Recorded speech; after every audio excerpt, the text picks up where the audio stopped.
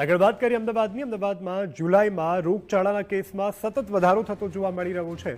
1થી લઈ 19 જુલાઈ દરમિયાન ડેન્ગ્યુના 178 કેસ નોંધાયા છે. મેલેરિયાના 139 અને ચિકનગુનિયાના 3 કેસ નોંધાયા છે. મચ્છરજન્ય રોગોને રોકવા માટે એએમસી દ્વારા સર્વેલન્સ તેજ કરવામાં આવ્યું છે.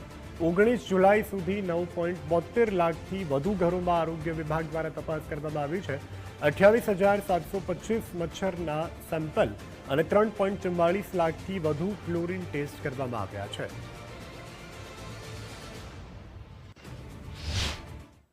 અમદાવાદ મ્યુનિસિપલ કોર્પોરેશન હેલ્થ વિભાગ દ્વારા હાલમાં ચોમાસાની સિઝનને ધ્યાનમાં લઈને મચ્છરજન્ય કેસીસ માટે કન્સ્ટ્રક્શન સાઇટનું ચેકિંગ, ઘરે ઘરે જઈને જંતુનાશક દવાનો છંટકાવ અને ફોગિંગની કામગીરી હાલમાં હાથ ધરવામાં આવેલી છે.